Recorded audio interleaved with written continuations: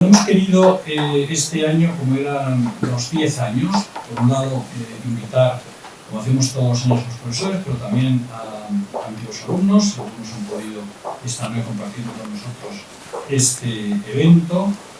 También les agradecemos estar aquí con nosotros, profesores de una manera muy particular. Y tengo aquí una pequeña lista de agradecimiento a profesores: Bernardo Cremades, Gonzalo Estampa, José María Llulià, Alfonso Gómez Acebo, María Inés Navarro, Margarita Soto, Marta de la Laguna, Urquiola de Palacio, Amanda Jiménez Tintón, y también Ana Serra, Jesús Ramón, Magistrado Miguel Pascual Yaño, Manuel de Lorenzo, José María Alonso, Pilar Perales, José Carlos Fernández. Bueno, todos estos de una manera muy particular, por supuesto todo el conjunto de los profesores, pero digamos que estas personas pues han estado siempre colaborando de una manera con el curso del Charter, y de esa manera pues quiero señalarles nuestro agradecimiento especial en el día de hoy. Además de la entrega de los diplomas, queremos también homenajear de una manera particular a una persona que se ha destacado de manera muy particular por su fomento, promoción, colaboración permanente con el mundo del arbitraje.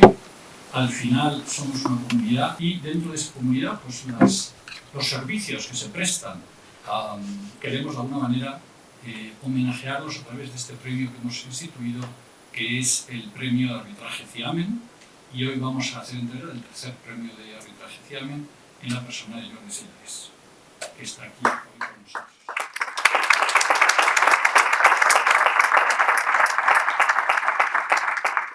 Luego diremos por qué Jordi se ha hecho merecedor de este premio, y sin más le voy a dar la palabra a Marta para que sigamos adelante con el acto que va a ser la conferencia de Evans.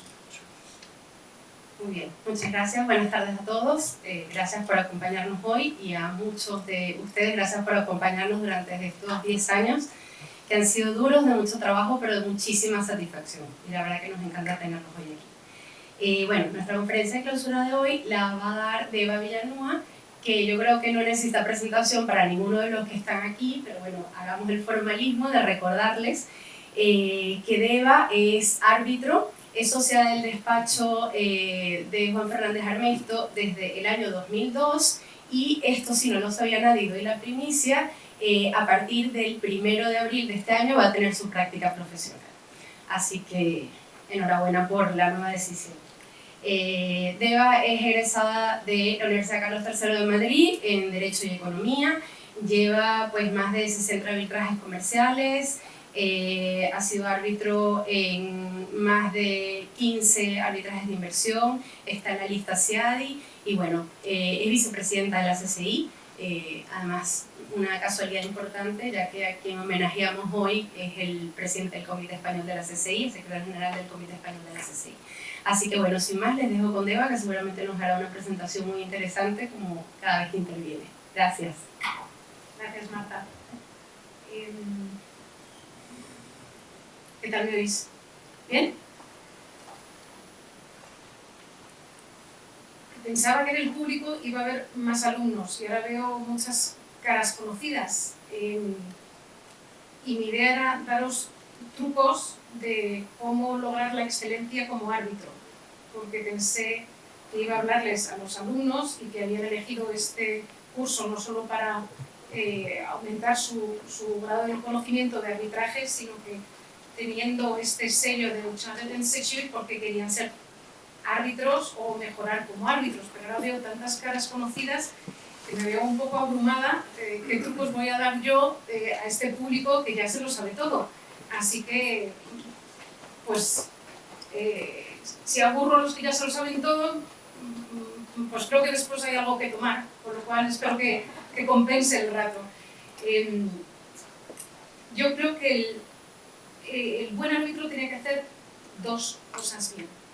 Tiene que conducir adecuadamente el procedimiento y luego debe adoptar un laudo que sea correcto, justo, y además tiene que ser convincente. Vamos a ver qué trucos trucos puede haber para conseguir estas dos metas. La primera, conducir adecuadamente el procedimiento. Hay 3 trucos y una regla de oro. El primer truco, que parece muy evidente, es escuchar siempre. Dar siempre trámite a la otra parte. Una parte, que es la que está planteando normalmente una objeción, y escuchar a la otra. Y penséis, vosotros de perogrullo, el principio de contradicción, igualdad de armas, de audiencia, todo lo que compone el due process, es evidente que hay que escuchar a la otra parte. Pues no sabéis la cantidad de veces que piensas, chorrada, y decido yo. Ese instinto de decir, me lo quito ya de encima, te sale. Te tienes que controlar y decir, no, hay que escuchar a la otra parte. ¿Cuántas veces no te cuenta una parte algo, y os habrá pasado leyendo los escritos, que dices, pues un caso ganador, y lees a la otra parte y dices, pues ahora lo veo totalmente distinto. Y con los incidentes procesales pasa exactamente lo mismo. Te cuentan algo y crees que es una verdad absoluta, que no tendrías ni que escuchar a la otra para decidir, y cuando escuchas a la otra, todo es relativo. Así que lo primero es siempre escuchar. La siguiente es no ser impulsivo, que va un poco de la mano del primero, de escuchar. Y reflexionar. Hay veces en que los incidentes procesales, que eso es lo que realmente cuesta, o sea, el buen árbitro del árbitro mediocre se distingue en si tiene salero resolviendo incidentes procesales, porque para establecer un calendario procesal que se cumple a rajatabla, pues tampoco hace falta tener demasiado talento. El talento se mide cuando te buscan las cosquillas. Muchas veces en estos incidentes procesales, que a veces parecen tremendos, es plantearse si te están pidiendo algo. Porque muchas veces se plantea un incidente procesal que suena horrible, pero lo único que pretende el abogado es o desahogarse, porque estaba cabreado, dejar de escuchar al cliente y decir, vale, venga, meto el papel. Pero realmente no pide nada. Y me pasa tantas veces que me llaman colegas y me dicen, mira lo que me ha pasado, ¿te ha pasado algo parecido? Y me cuentan todo una historia. Digo, oye, qué situación tan complicada. Digo, pero ¿te han pedido algo? Y dice, no, al final no hay nada, no hay una pretensión, no hay una petición de nada. Digo, pues entonces el tribunal arbitral toma nota y punto, toma nota de lo que han dicho y no tienes que resolver nada, porque no te piden nada. Que parece una tontería, y cuando os lo encontráis, diréis, ¿qué razón tenía Eva? ¿Cuántas veces realmente no me están pidiendo nada? Otras veces, estos grandes incidentes lo único que buscan es provocarte al árbitro. Provocar al árbitro para que el árbitro entre al trapo y conteste enfadado, fuera de sus casillas. No entréis nunca al trapo. Hay que ser unos señores. Tienes que ver más allá y decir, lo único que pretenden es provocarme. Hay tantas veces en donde hemos tenido que resolver en la corte recusaciones que realmente no tenían ninguna razón de ser, porque no había verdaderas dudas al inicio sobre la independencia e imparcialidad del árbitro, pero el tono de la respuesta que ha dado el árbitro a la recusación, eso es lo que ha motivado finalmente la recusación, porque entró al trapo. Entonces, no entréis al trapo.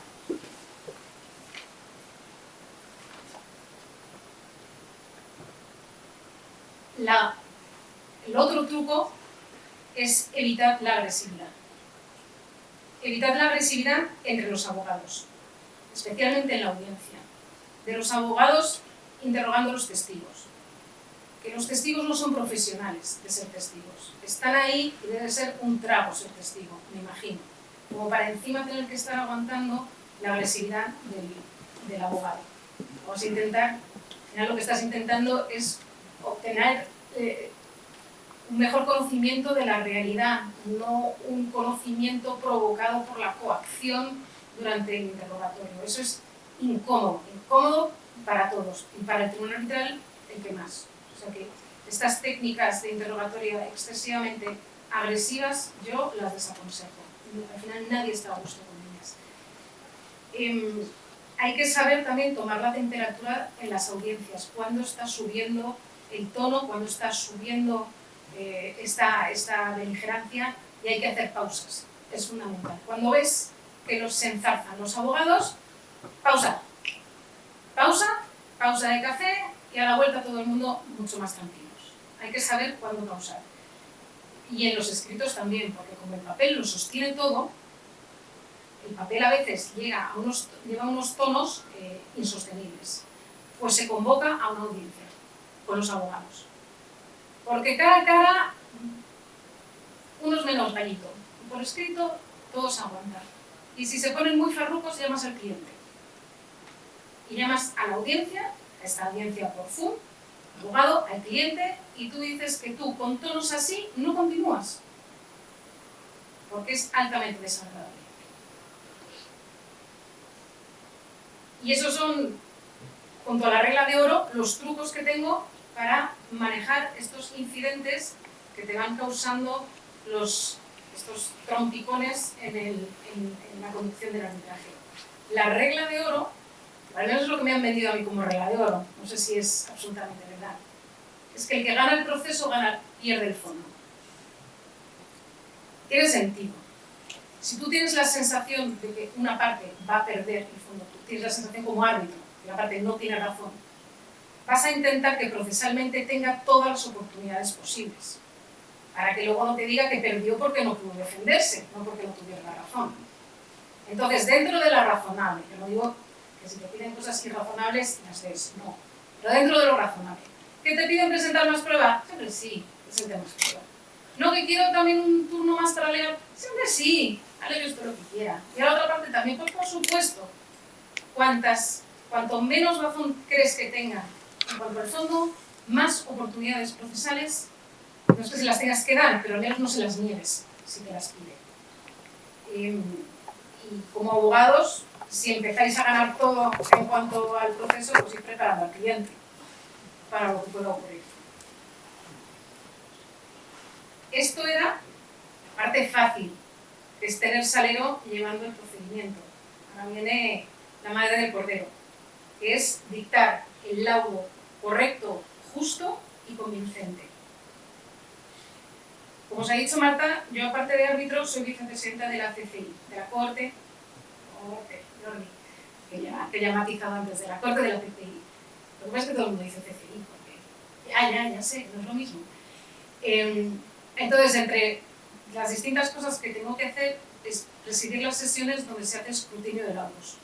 Que someten el laudo que han preparado ya el tribunal arbitral, el árbitro único, en forma de borrador, lo lees y en una sesión de corte decides si se aprueba, sujeto a comentarios, o si no se aprueba, o si se rechaza. Y yo creo que nadie pondrá en duda que la CCI, al menos en arbitraje comercial, es la institución número 1. Yo no tendería entonces a pensar que los laudos que recibimos para escrutinio son lo mejorcito. La mejor institución, los mejores árbitros, los mejores laudos. La crème de la crème. Pues no. Al menos bajo mis estándares. Tampoco es que haya un manual de cómo se hace este laudo correcto, justo y convincente. Yo os puedo contar lo que aplico yo, mis técnicas. Después vosotros miraréis si os suena razonable lo que os cuento y si podéis extraer algo práctico que luego emplear en vuestro propio ejercicio. Para mí el laudo es un documento sagrado. El árbitro tiene mucho de escritor. Hay gente que tiene pánico ante la hoja en blanco y entonces lo que hace es que recicla un laudo anterior. Sí, María, ¿te parece raro? No, pero a veces se entiende porque es que es un trabajo artesanal y es un monstruo al principio enfrentarte a un laudo.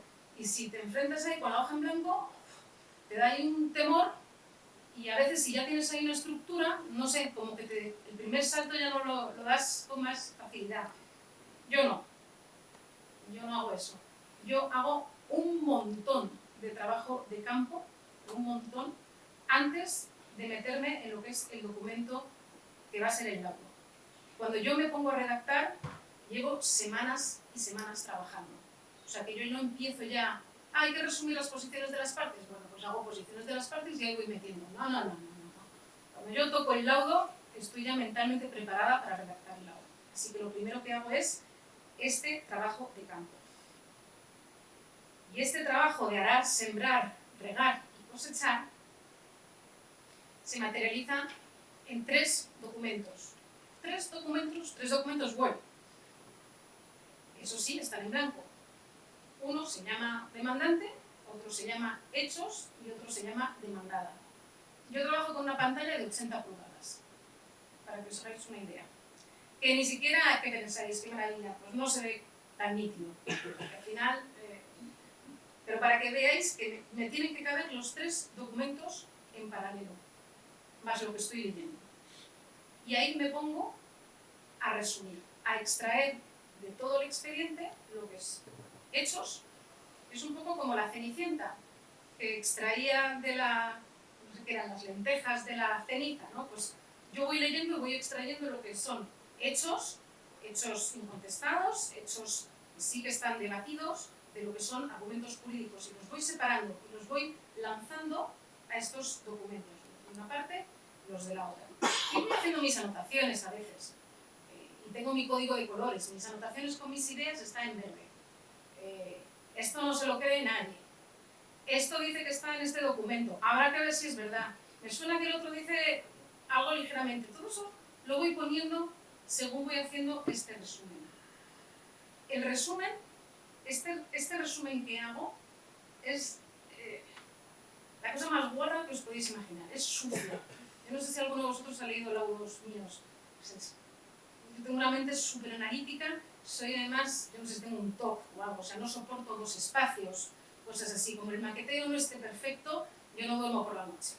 Entonces, hacer documentos sucios va en contra de mi propio ser. Pero esto es a conciencia sucio. Es a conciencia desestructurada. Lo único que tiene es entradillas, titulillos. No pretende tener estructura. Y esto es aposta, porque no quiero dejarme influir por las partes. Lo que pretendo es extraer la esencia de los argumentos y la esencia de los hechos, no lo que me han dicho las partes. No en la estructura de hechos, no con la narración que me han hecho las partes, sino las cosas sencillas. Entonces, a veces esas frases es que no son nada esmeradas, no son ni frases, y desde luego que no son copia-pega. Nunca. No utilizo el lenguaje de las partes. Extraigo la idea de la parte y la pongo como un telegrama. Eso sí, soy hiper rigurosa con los pies de página. Digo exactamente en dónde del escrito aparece esto. Porque como lo hago tipo telegrama, a veces cuando vuelvo a la idea, digo, joder, ¿qué has pasado? Es que ni se entiende. Entonces, tengo que ser capaz de volver a donde estaba en el escrito. Entonces, si no soy rigurosa, me dan los 7 males. Con lo cual, con todo lo sucio que es el cuerpo principal de este trabajo de campo, los pies de página están perfectos. Y este trabajo de leerte las posiciones o los escritos de las partes empiezan siempre por el escrito más importante, que es el último.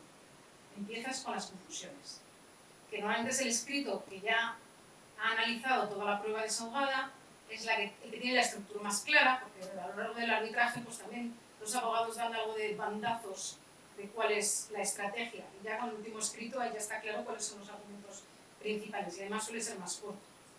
Así que es el mejor escrito cuando dice, no, porque empiezo con la demanda, y porque empiezas con la demanda, ese no es el documento, no es el escrito más importante es siempre el último. Así que empiezas por el último. Por el último vas metiendo estos argumentos y de ahí avanzas al primero. Porque con los siguientes lo único que haces es completar los argumentos que ya has visto del último escrito. Y hay algunos que se abandonan por el camino y simplemente hay que ponerlo, ojo, este luego no aparece en conclusiones, tiene pinta de que este se abandonó. Conviene mirar las notas de las audiencias, para mí fundamentales. O sea, más allá de que te puedas leer el transcrito, ¿no? Que eso pues, tengo muchas ganas, pero mis notas, donde yo he puesto lo que era más importante, tiene que volcarse necesariamente en estos documentos de trabajo. Y estos, para que os hagáis una idea de la capacidad de síntesis, y se cumple, ¿eh? Normalmente 30 páginas de una parte es una página mía de resumen. Es decir, que si tienes al final escritos de 400 páginas, pues se te queda en 10-15 páginas. Entonces tienes estas 10-15 páginas de una parte, 10-15 páginas de la otra, tienes los hechos, que es una cronología, o sea, es tal cual, es una línea de los hitos de la disputa. Eso es todo lo que tengo. Además, siempre el mismo formato, con lo cual lo pongo el formato de fecha a la alemana y así es como lo tengo todo. Y además no se me pasa de una línea, con lo cual es que tengo fecha, descripción, fecha, descripción, fecha, descripción. Y eso normalmente es una página, no tengo más. Lo que hago es que me leo hasta la saciedad de esas 15 páginas de una parte y 15 páginas de la otra. Y cuando me he leído muchas veces, se produce el momento Matrix. El momento Matrix es que de pronto ves la realidad detrás de lo que te han contado. Ves los argumentos, los ves libres del sesgo, del prisma de los abogados. Y cuando ya ves cuáles son verdaderamente las cuestiones, entonces, y eso lo hago a mano, porque yo qué sé, o soy cutre o porque yo no sé hacerlo con el ordenador, pero yo me hago a mano mi árbol de decisión. Y ahí es donde establezco cuáles son las cuestiones jurídicas. No suele haber más de 3 o 4. Las verdaderas cuestiones jurídicas son 3 o 4. En las 3 o 4, después ya digo, el argumento principal realmente es este. Pues fíjate, no, el argumento primero es uno que aparecía en defensa. Porque claro, es que ese ya, de ese se me caen 3 o 4 si efecto este. No es que este que me lo ponían como argumento número 3, realmente es una subespecie del primero, porque es para un caso específico del primero, por lo cual lo tengo que contar con el primero y decir, ¿y qué ocurriría si? Pues es una hipótesis, pero testando el primer argumento, con lo cual no tiene sentido contarlo separado, tiene que irse con el primero. Y ahí miro, ¿cuál es el contraargumento principal? ¿Cuál es la defensa principal? ¿Cuáles son los contraargumentos adicionales? ¿Cuáles son absurdos? ¿No sabéis la cantidad de veces que tienes argumentos absurdos? No hay nada más difícil como árbitro que ponerte a discutir en un laudo un argumento absurdo, porque es una trampa. Caes en la trampa del absurdo y te pones a intentar rebatir lo absurdo hasta que llegas a un punto y dices, joder, nos estamos volviendo locos. Esos argumentos absurdos se van a una categoría que se llama de argumentos adicionales. Y te los quitas de encima ad limine porque dices que es un non sequitur, punto. Entonces, en vez de estar perturbando la lectura con argumentos absurdos, que lo que hace es que vayas con el pie quebrado, porque no se lee de forma natural, porque tienes estas absurdeces cada X argumentos, pues te los dejas todos al final. Es un cajón desastre. Y todo eso lo hago en mi árbol de decisión. Y ese árbol de decisión será la estructura del laudo. Y es mi estructura del laudo porque yo soy la responsable de la estructura del laudo, no las partes. Las partes me han contado una historia y yo ahora decido cómo la estructuro. Entonces no me veo guiada, no me veo vinculada por la forma en la que me han contado las partes la disputa, sino que yo voy a contar ahora la disputa desde mi prisma, que es el que está resolviendo. Y ahí nos metemos a la parte. Ahora que ya tenemos este árbol de decisión, a redactar. Regla número 1. El laudo es, y no sé cómo decirlo en español, self-contained. O sea, para leerte un laudo, para comprender un laudo, solo has de leer el laudo. El laudo no puede... El redactor... Autorreferencial. Gracias, autorreferencial. Y de hecho he buscado en internet fotos y lo único que encontraba eran las caravanas estas ahí. Y esta es casi la foto más decente que he encontrado. Las otras eran un primer plano del baño y cosas así de las autocaravanas. No puede presuponer el árbitro que el que lee el laudo sabe más del caso que lo que cuenta el laudo. Y desde luego no puede contar con que el juez vaya a leerse algo más que el laudo. Con lo cual el laudo tiene que contar todo. No es como, no, pero esto las partes lo entienden porque claro, como ya está el procedimiento, no va de esto. Tienes que pensar en el juez cuando escribes. Entonces, la estructura del laudo tampoco es que os vaya a contar aquí nada del otro mundo. Tienes los antecedentes con matis personae, con antecedentes procesales, luego vienen los hechos y aquí hay, cada uno tiene su forma de hacerlo. A mí me gusta que los hechos sean cortísimos. Los hechos, para mí, suele ser 2 o 3 páginas, y es un repaso a vista de pájaro de lo que ha ocurrido en la controversia. Y esos hechos los escribo de memoria. Esos hechos no los hago mirando papeles, porque después de haber tenido el momento Matrix y de pasarte un día haciendo el árbol de decisión, lo que son los hechos para entender la disputa los tienes en la cabeza. Y esos hechos los escribes de corrido. Y esos hechos es lo justo para entender después las pretensiones. Oye, porque están pidiendo aquí la resolución del contrato. Hombre, pues en los hechos has tenido que contar un poquito de que parece que ha habido un incumplimiento gordo. Pues eso lo tienes que contar en los hechos. Y es para mí aquí como el brain test. O sea, si yo le contara a mi abuela, que no tiene absolutamente nada, ni idea de arbitraje, ni derecho ni nada, le cuento, esto es lo que ella entendería que es la disputa. Es lo que ella sería capaz de recontar de la disputa. O sea, yo le cuento todo y ella dice, bueno, pues sí, esto va de dos que tenían una obra y resulta que uno la entregó tarde y mal. Lo he entendido. De eso va. Entonces, esto tiene que estar en lenguaje llano. Esto es para entender de qué va. Hay laudos para todos los gustos. A mí no me parecen buenos los que tienen una sección de 70 páginas de hechos que todavía no sabes ni qué se va a discutir, pero te han puesto ahí. Normalmente tengo la sensación de que quien ha redactado eso no es necesariamente el que ha firmado después el laudo.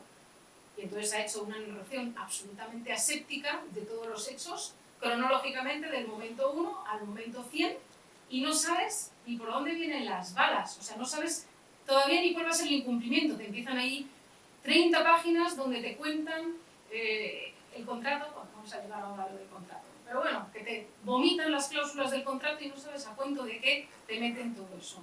Para mí eso es una falta de respeto al lector, que no sabes a dónde te lleva. Y el tiempo del lector, y sobre todo la atención del lector, es muy limitada. Después de todas las pretensiones viene el análisis. No os preocupéis, tengo una diapositiva específica para el análisis. Y al final, cuando ya has tomado todas las decisiones, tienes que hacer el dispositivo, que es tu decisión. Os recomiendo que lo que hagáis es agarrar el petitum, agarrar las pretensiones, copiarlas y pegarlas. Las pegáis en el dispositivo y las reescribís en forma de decisión, en vez de pregunta. Y diréis, vale, es evidente. Bueno, no es tan evidente. Hay tantas veces, os juro, tantas veces que he terminado de redactar un laudo y hago eso y me encuentro con cosas que no he tratado en el laudo. ¿Por qué? Porque el petitum lo redactaron en el acta de emisión, donde ni se sabía muy bien qué forma iba a tener el arbitraje. Después hubo pretensiones que eran, bueno, accesorias, no se llegaron a tratar, con lo cual en todo este árbol de decisión nunca aparecieron, y sin embargo van, como nadie se vuelve a leer el petitum, pues vuelve a aparecer en los siguientes escritos y llegas al final y tienes que resolverlo, porque si no resuelves sobre esa petición, pues incurres en una causa de nulidad, pero nadie lo ha tratado realmente. O es la típica declaración que después no tuvo ninguna trascendencia.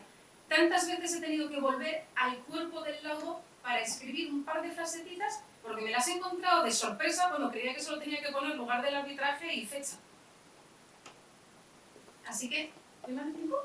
Ah, vale, perdón. Y ahora sí que vamos al análisis. ¿Cómo se hace este análisis? En este árbol de decisión, ya os he dicho que encontraréis 4 cuestiones jurídicas. Yo lo hago por cuestiones jurídicas, cada uno lo hace un poco como quiere. Yo identifico las cuestiones jurídicas. La primera cuestión, pues pongamos aquí si ha habido un incumplimiento o no ha habido un incumplimiento. Pues vale eso. Ahí lo primero que hago es esta vez con los hechos. Claro, no pensaréis que todos los hechos de mis laudos son las 3 páginas de la abuela. No. Aquí es donde vienen los hechos. Vienen los hechos para esta cuestión jurídica. No me cuentes los hechos para otra, que ni siquiera sé si llegaré. Yo te lo voy a contar para esta. Te voy a contar los hechos y si hay algún hecho que está discutido, te voy a decir por qué está discutido y ahí voy a tomar la decisión. Pero lo primero es que te voy a decir cuáles son los hechos. Después te voy a decir cuál es el régimen jurídico. Es un régimen jurídico, habéis visto que tengo ahí el momento Olbrán, que os he puesto, porque es un régimen jurídico digerido, por favor, no vomitado. Entonces a mí no me gusta que me vomiten, porque tengo tendencia a no leer lo que está entrecomillado, porque me aburre. Y como yo me aburro cuando leo los entrecomillados, pues entiendo que quien lea mis entrecomillados también se va a aburrir. Entonces yo cuando pongo que esto es lo que dice el contrato, después pongo una frase. Es decir que cuando ocurre esto y esto y esto era lo que pensaban que eran incumplimientos suficientemente graves, como para meditar después que se pudiera resolver. Una frase demostrando, coño, te has leído lo que dice el contrato y lo has entendido. Porque entrecomillados de vómitos de páginas y páginas no sirven de nada. Y porque te vas a dar más cuenta de cosas cuando haces ese trabajo por brand. Así que, fundamental, el régimen jurídico digerido. Y después llegamos a las posiciones de las partes. Las posiciones de las partes en vuestras palabras. Son vuestras palabras contando lo que dicen las partes. De nuevo aquí hay para todos los gustos. Los hay que dicen posición del demandante, posición del demandado. Los hay que dicen posición del demandante en la demanda, posición del demandado en la contestación, posición del demandante en la réplica, posición del demandado en la dúplica. A mí no me gusta, a mí me gusta establecer un diálogo. Y como lo cuento con mis propias palabras, pues ya digo cuál es el primer argumento, a esto contesta la demandada a esto, aún el demandante está de acuerdo parcialmente, pero también matiza no sé cuántos, y voy contando, hago un diálogo. Es un partido de ping-pong, de uno y otro, pero no bajo el corsé de esto es lo que he dicho en este escrito, esto es lo que he dicho en el otro, porque normalmente se repite el 90%. Entonces no has hecho más que volver a contar lo mismo. Entonces yo aquí extraigo lo que son verdaderamente y las cuento ligeritas. No entro en mucho detalle, porque es que después las tengo que analizar, entonces no voy a estar contándolo todo 2 veces. Ahí es lo justo para entender cuál es el verdadero diálogo. Y después viene la decisión. Y yo ya no sé ni en qué página estoy porque no estoy mirando. La decisión. A mí me gusta el estilo... Yo creo que tenía ahí una fotografía. A mí me gusta el estilo periodístico. La verdad es que no hay nada que me aburra más que la jurisprudencia, iba a decir española, pero la latina me aburre igual. Me aburre, horrible. Yo pasé toda la carrera sin leer jurisprudencia, porque I managed, o sea, me escabullí como una anguila y no tuve que leer jurisprudencia. Porque lo intenté una vez y dije, esto no puede ser, esto no está ni en castellano, es que yo esto no lo entiendo. Y entonces pues lo logré y a día de hoy todavía no le he encontrado el gusto a leer la jurisprudencia. No le encuentro el gusto a la jurisprudencia porque suele tener bastante desprecio por los hechos, no se cuentan los hechos, no se entienden los hechos. Y luego se ensalza el argumento jurídico convoluto, que a mí me cuesta, porque no mantengo la concentración para leerlo, porque ya en la tercera yuxtaposición me pierdo, no sé ni dónde está el verbo. Sin embargo, la jurisprudencia inglesa es una maravilla. A gusto leértelo, es una novela. Y yo lo que pretendo es que en los laudos se entienda lo que ha ocurrido. Entonces cuéntalo con tus propias palabras e intenta, de verdad os lo digo, inspiraos en The Economist, intentad escribir en un estilo más llano, más periodístico. Eso no quiere decir que entremos a ser chabacanos escribiendo, pero es que tiene que haber un punto medio entre los argumentos jurídicos convolutos que no se entienden absolutamente nada y algo verdaderamente chabacano. Vamos a encontrar un punto medio donde se entienda y sobre todo que se entiendan los hechos. Es que tantas veces los casos se ganan o se pierden por los hechos. Los hechos ganadores son los que te llevan a ganar el caso. El derecho, yo creo que muchas veces es un elemento que a veces se fabrica para darle la razón a quien te ha convencido con los hechos. Entonces, cuenta una historia convincente cuando estás redactando. Y yo sigo el principio de la fuerza del 3. O sea, yo siempre doy 3 argumentos. Intento contar las posiciones de las partes, porque aquí hago un análisis fino de las posiciones de las partes. Igual que os he dicho antes que este ping-pong lo hago un poco también a vista de pájaro, cuando me meto a decidir, ahí lo miro uno a uno, cada argumento, cada contraargumento. Primero miro si tiene razón quien demanda y después miro si los contraargumentos me sacan de mi conclusión prima facie o si también lo rechazo. Entonces es mucho más fuerte porque ya partes de una posición ganadora, porque ya solo tienes que rechazar contraargumentos. Y yo sé que hasta yo misma me hago trampas en el solitario, porque a veces no he sido capaz de limitar a 3 los argumentos y lo llamo primero, segundo, tercero, adicionalmente y finalmente, porque antes muerta que decir cuarto. O sea, no lo digo. Siempre va a haber 3. Siempre va a haber 3.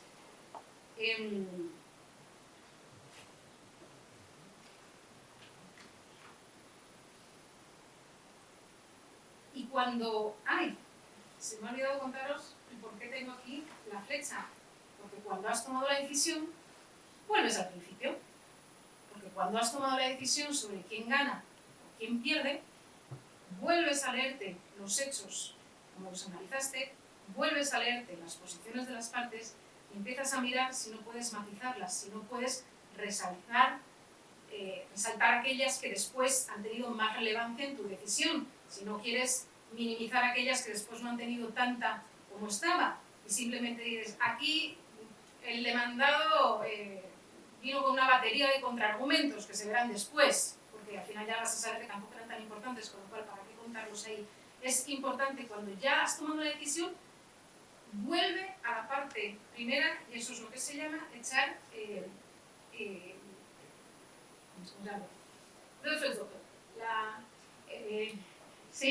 maqui, ¿no? La sopa en concentrados, ¿sabéis?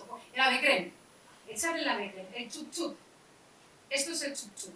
Has tomado la decisión y ahora le pones el saborcito a lo que has contado hasta entonces, porque ahí le tienes que poner la gracia del sesgo retrospectivo, de quien sabe lo que va a ocurrir. Lo debes a contar para que fluya de forma mucho más normal, natural, en lo que has decidido. Que cuando te lo leas, que es lo que pasa con el buen laudo lo lees y dices, claro, obvio que hay que decidir esto. Esto ha debido de tardar 3 horas en redactarlo. Es evidente que no cabe otra, si es que se ve venir. No hay peor laudo cuando haces escrutinio que cuando vas leyendo las posiciones de las partes y vas leyendo y te va a ganar, ha perdido. ¿Qué ha pasado? ¿Cómo te he podido defraudar así tus expectativas? Seguro leías. Yo me muero si alguien me dice en un laudo mío, después de pretender echar el chup chup, que crea unas expectativas falsas, que daba la impresión de que iba a ganar uno y después ganó el otro. No. Si haces el chup chup, tú eres capaz de que fluya de forma natural a lo que después va a ser tu decisión. Se hace por inducción hacia atrás.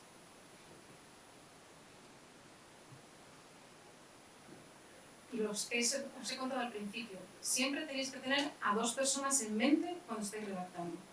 El que pierde es el que quiere saber por qué ha perdido y además es el que te va a buscar las cosquillas en el laudo, y el juez, que puede revisar esta nulidad.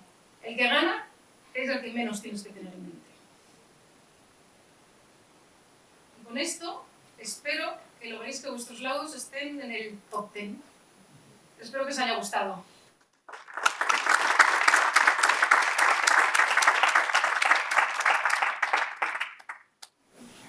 Desde luego lo que está en el top 10 es tu conferencia, Eva, muchísimas gracias porque ha sido muy práctico, muy experiencial y, complicando la importancia, pero muy sabio. Verdaderamente nos has dado un montón de sugerencias, propuestas, y yo creo que es una magnífica puesta final al curso que hemos tenido. Muchísimas gracias, Eva. Y ahora pasamos a una parte para mí muy agradable de este acto, que es hablar de Jordi Sellarès. Jordi Sellarès, este personaje sí que es impresentable, pero en el mejor sentido de la palabra, en el sentido de que es una personalidad original. Por supuesto que Jordi es profesor de la UB, de la Universidad Ramon Llull, doctor por la Universidad de Barcelona, máster en Relaciones Internacionales por la Universidad de Cambridge, por supuesto que es un excelente gestor de la CCI, donde ha tenido diversas responsabilidades y posiciones, y secretario general desde hace tanto tiempo en España. Pero Jordi es mucho más. Yo, lo primero, es agradecer la colaboración que tenemos tan estrecha en la revista de arbitraje. Me alegro mucho que Marco esté con nosotros, codirector de esa revista que hacemos con tanto cariño y que espero que sea útil donde Jordi tiene una sección absolutamente original, no habitual, que es la historia del arbitraje. Y nos ilustra con esos casos históricos que verdaderamente dan el marco de lo que es el arbitraje. Yo, cuando recibo los materiales, lo primero que hago es leer el caso de Jordi, que suele ser además muy entretenido. Jordi hace storytelling, como decía Deva. A Jordi le gusta la historia, le gusta la literatura, es un hombre culto, es un hombre muy viajado, le interesan las culturas internacionales, tiene una curiosidad. Es decir, es un profesor, pero es también, y sobre todo, una persona viva, con curiosidad. Y luego hay otros rasgos de la personalidad de Jordi, que también lo puedo decir. Por supuesto que tiene un gran sentido práctico. Tiene sello catalán. Pero a la vez tiene también esa otra vertiente muy catalana, que ha crecido en Barcelona, que es el romanticismo. Hay una parte idealista, una parte de sueños, una parte de surrealismo, incluso diría yo a veces. Y como veremos enseguida, un gran sentido del humor. Bueno, todas esas variedades del personaje Jordi Sellarés, y sobre todo el que esté tan comprometido con el arbitraje, es lo que nos ha hecho decidir al Comité Ejecutivo del CIAMEN otorgarle el tercer premio CIAMEN en el día de hoy. Solo basta ver el currículum, cuando hace un currículum Jordi, y lo que pone para ver el personaje. Dice idiomas, conoce los idiomas francés y alemán, además del inglés, y tiene nociones muy básicas de noruego. Luego dice anécdotas. Tú solo Buchmann. Anécdotas. Alférez de fragata en la Armada Española entre los años 1989 y 1990. Le apasionaba la historia, esto ya lo habíamos intuido. Luego dice, impulsa el arbitraje, escribe sobre el arbitraje, conoce la historia del arbitraje, pero nunca ha hecho un arbitraje. Y ahí se lo damos.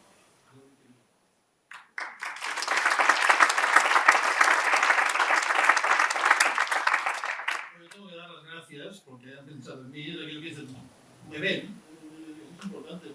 No sé si alguien lo ha experimentado, yo sí, lo experimenté en la Costa Esmeralda de Cerdeña hace muchos años, que uno puede ser invisible, un lugar lleno de mujeres fantásticas y uno ve que está en medio y que no le ve. Y esta sensación de ser invisible, pues una sensación totalmente natural y lógica. Por tanto, yo doy las gracias porque me hayan dado un premio. Aunque, y debo decirlo, que desde el 17 de enero que recibí la comunicación, llevo preguntándome qué he hecho yo para merecer esto. Yo digo, estoy en zozobra, dudas, perplejidad, y tengo un poco la sensación de que se han equivocado. Yo creo que no me toca a mí, pero bueno, tengo un poco la sensación que tuve cuando me dieron la beca de la Caixa, estamos hablando del año 89, y que se han equivocado. Pero claro, no voy a decir que se han equivocado, me voy a Cambridge y hago lo que puedo. Después acabé siendo presidente de la Asociación de Becarios, pero bueno, ya es un poco tarde decirles que se han equivocado con la beca, por lo tanto, tendré que decir que sí. En todo caso, si tuviera que hacer méritos, porque aquí, claro, los méritos es por la trayectoria profesional y personal en el impulso del arbitraje. A ver, si tuviéramos que hacer méritos en alguien que impulsó el arbitraje, podríamos ir a mi predecesor, Bartolomé Mengual, que fue el secretario que creó el Comité Español hace más de 100 años y que fue secretario hasta el año 57, se jubiló con 91, se murió 3 años después. Él sí que en el 1907, por tanto muchos años antes, empezó a hablar del arbitraje, de la necesidad del arbitraje, de la ventaja del arbitraje, consiguió que algunas de sus ideas, sobre todo en cuanto a la ejecución del laudo, se incluyeran en el reglamento del 22, del que hablaré en otro caso, porque tengo un artículo escrito sobre este tema, ya ven que sí que buceo en la historia del arbitraje, pero yo creo que yo no. Es decir, que me llaman por teléfono, les hago cursos telefónicos de arbitraje, sí, eso es verdad. Al típico, no los grandes despachos también, siempre me vienen algunos de grandes despachos, sobre todo becarios, y les hago un curso telefónico. ¿Dónde lo presento? ¿Dónde tengo que hacer el arbitraje? ¿Cuándo pago? No sé qué. Vale, esto se lo explico. Pero yo creo que mi influencia en el crecimiento del arbitraje es mínima. Yo lo siento, no soy tan optimista, pero he mirado, a ver. cuando el Comité Español regresó a Barcelona en el 88, después de la muerte de Amengual y que se fue a Madrid, había 14 partes españolas, 3 sedes y 4 árbitros. Y ahora, si miramos en el 2021, son 111 partes, 18 sedes y 37 árbitros. Y es verdad que en los últimos 7 años ha habido 5 en que España tiene más de 100 partes y estamos entre los 3 primeros. Por tanto, sí que es verdad. Ha crecido. En el arbitraje CCI, en otros sistemas, lo que dicen en la AAA o el centro de la AAA de arbitraje, pues no. Nicaragua está por delante nuestro. Pero bueno, en la CCI sí que estamos bien situados. Pero bueno, insisto, yo entré en el 93 en el Comité Español, y por tanto hace 30 años, y ese año, en el 94, hubo 21 partes, una serie y 9 árbitros. No se notó mi presencia allí. También es verdad que tampoco sabía tanto de arbitraje con los años que he ido aprendiendo. Esto con las canas, yo canas pocas, pero calvicie mucho. En todo caso, sí que es verdad que, para mi juicio, los cambios en el juego, no por culpa mía, sino por la modificación legislativa, y cuando apareció la ley de arbitraje en el 2001, el 2002, empezó a haber 54 partes, 6 sedes, 12 árbitros, y así exponencialmente ha ido subiendo. Y continúo, espero que siga subiendo. Pero insisto, mi papel en el arbitraje es muy limitado. Sí, hago todo lo que puedo. Doy cursos de arbitraje. A gente joven la convenzo para poner el arbitraje. Les explico que es muy útil el arbitraje.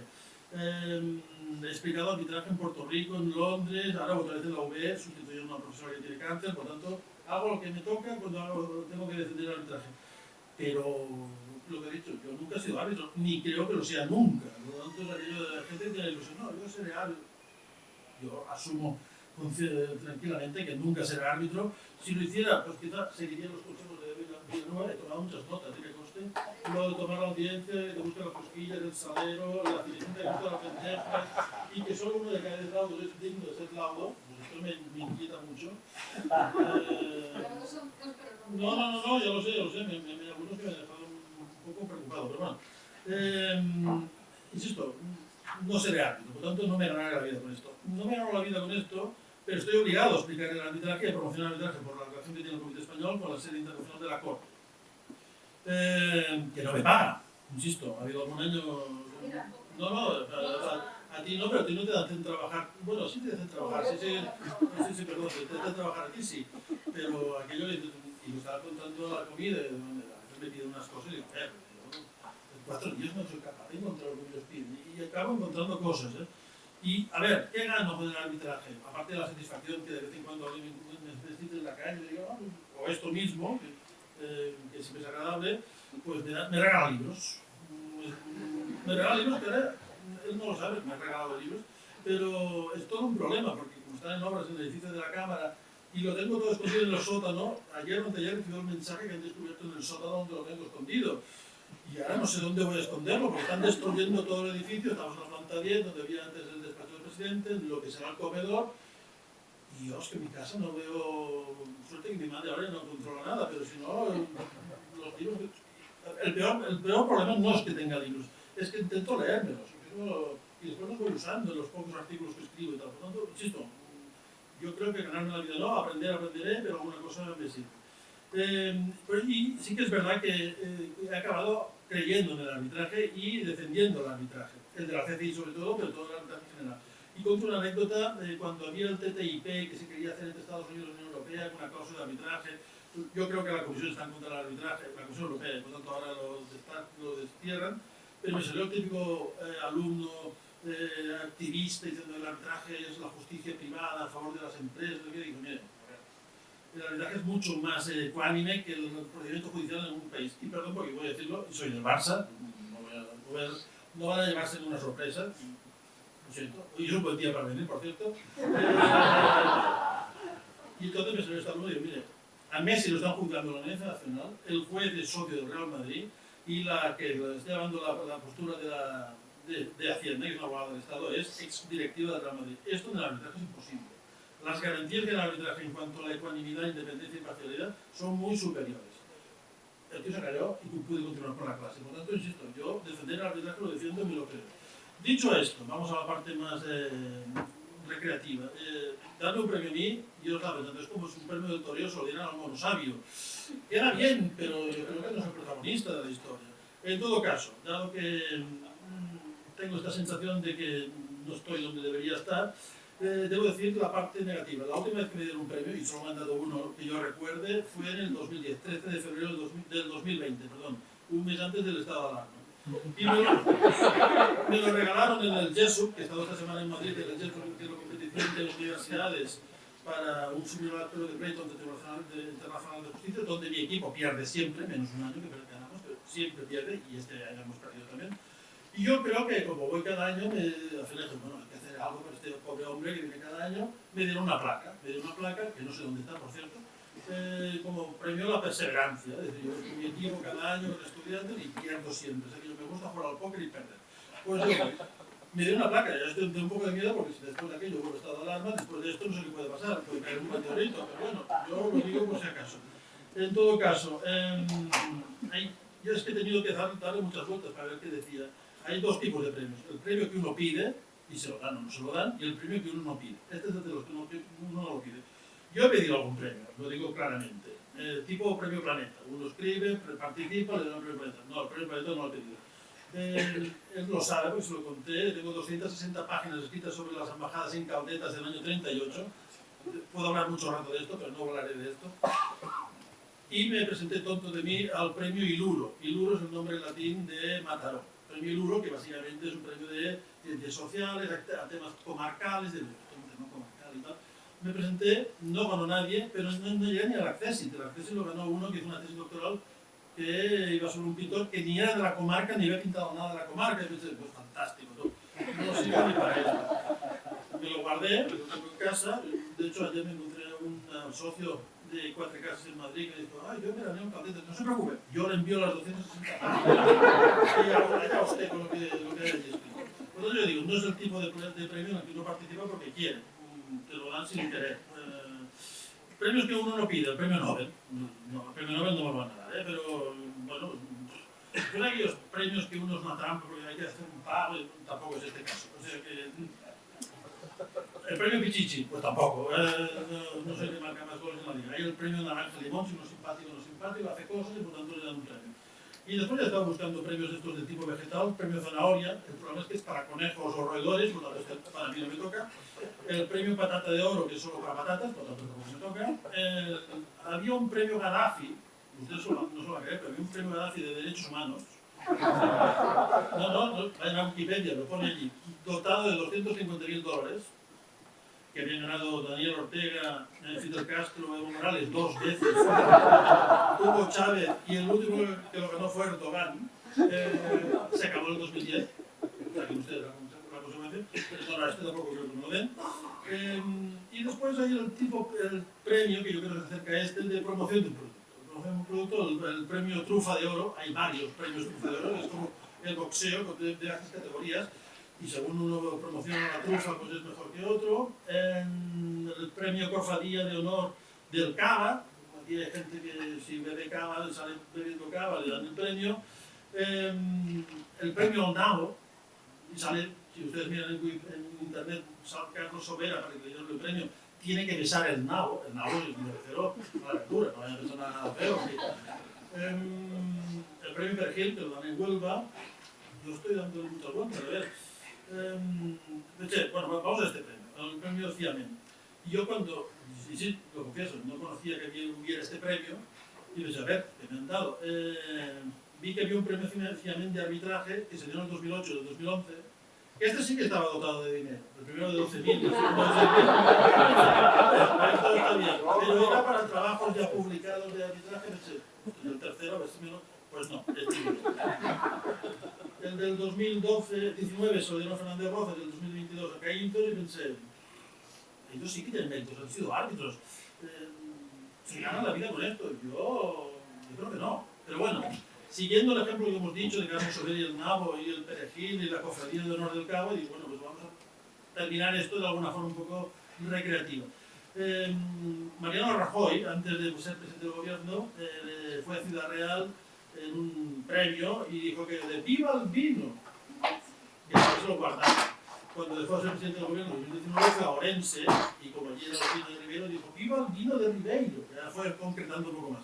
Pues yo creo que tenemos que acabar diciendo viva el arbitraje, y dado que es el que me da dinero o me justifica ante la CCI, debo decir viva el arbitraje de la CCI. En todo caso, muchísimas gracias por el premio. Confío en haberles agotado. Yo creo que he estado 11 minutos, yo creo que más no puede ser soportable. Y ya está. Sobre todo porque si no, he perdido el tren.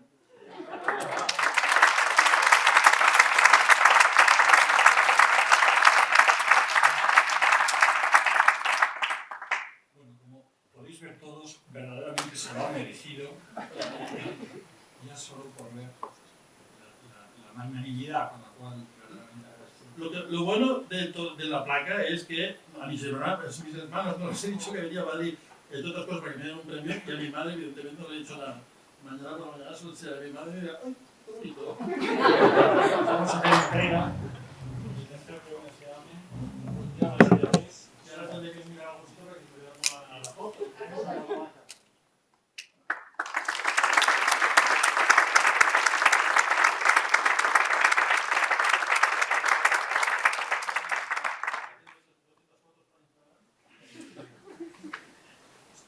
Aquí está. Lo replicaré para las redes sociales, esto es importante. Por lo menos no se has puesto a nivel de premio de Flavio.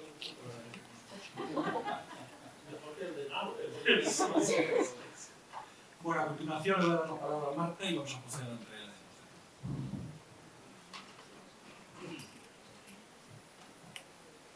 Bueno, vamos a la parte final de este acto, que es la merecida entrega del diploma a los que han hecho el curso este año. Muchísimas gracias por esta semana de dedicación, a los locales por haber saltado todas sus actividades para estar todos los días en clase, a los que vienen de lejos, de muy lejos, hasta de Chile, que creo que puede ser lo más lejos que tenemos, Chile, Colombia, República Dominicana, Perú, México, y no solamente a los que estamos ya aquí. Quiero aprovechar este momento también para agradecer a los que durante estos 10 años han venido de varios continentes. Hemos tenido gente de África, de muchos países de Europa, de todo Norte, Centro y Suramérica, y la verdad que los agradecemos muchísimo. Son más de 200 alumnos que hemos tenido, forman parte de este grupo para siempre y esperemos que muchos más que vengan. Así que bueno, vamos a hacer entrega de los diplomas, como bien dijo José María, de asistencia al curso, que luego pues nada, pasarán su examen sin problema y mucho estudio, y ahí les daremos el diploma definitivo de aprobación. Así que nada, ellos van a hacer la entrega de los premios. Vamos a empezar. Íñigo Amiano Vergara.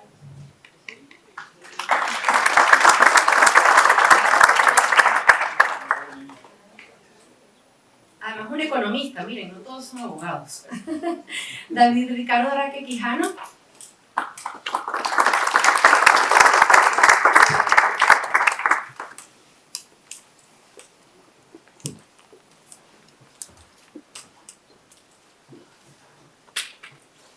Marcos Araujo Boy.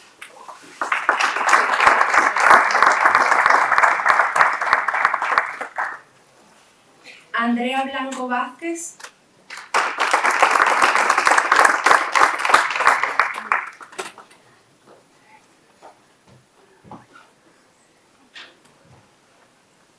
Miguel Ángel Carbonero Crespo.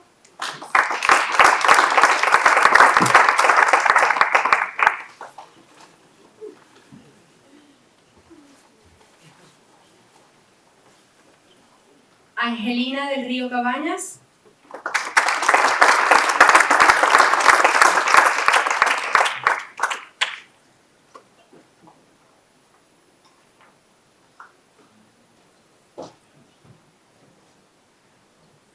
Javier Ferreiro Blázquez.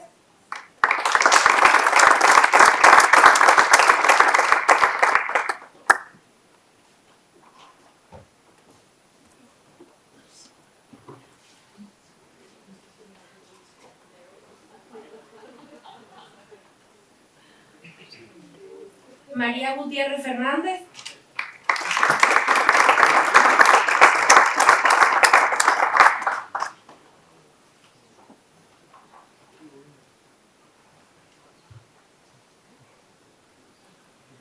Tomás Hernández Metz.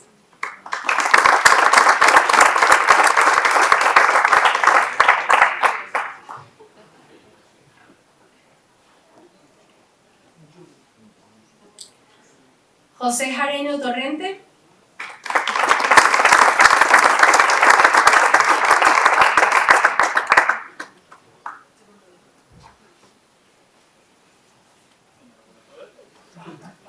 Mercedes López Migoya Muñoz.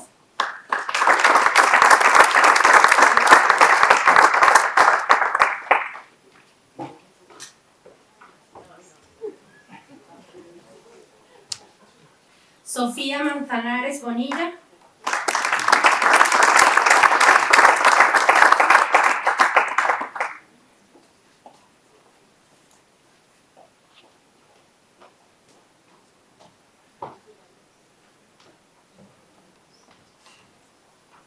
Lola Martín Burillo.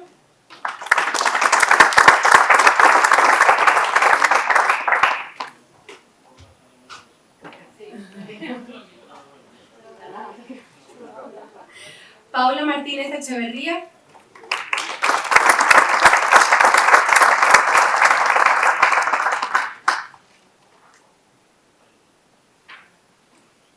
Andrea Orellana Toapanta.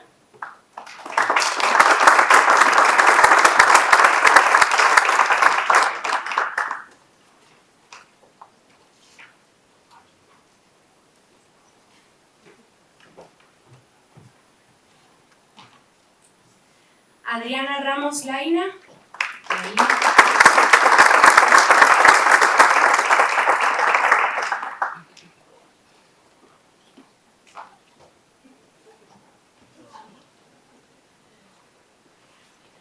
Stefan Rating.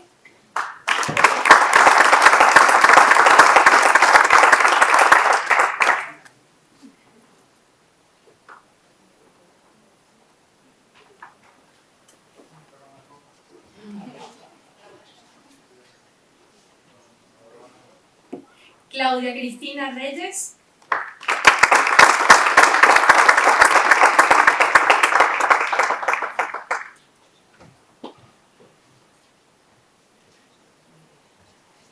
Gerardo Salinas Garza.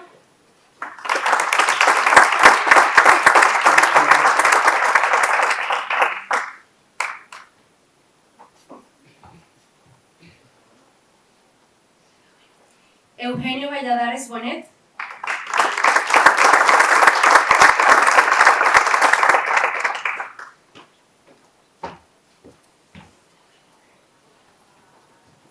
Wandy Magali Vargas de Vara.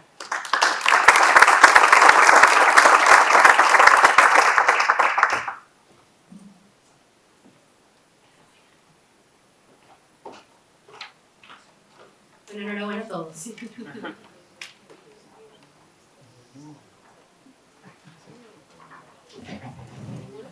Muchas gracias a todos por la participación, a todos los alumnos, a los profesores, a Dios, a Eva, y ahora tenemos una copa, por supuesto, Marta, por favor.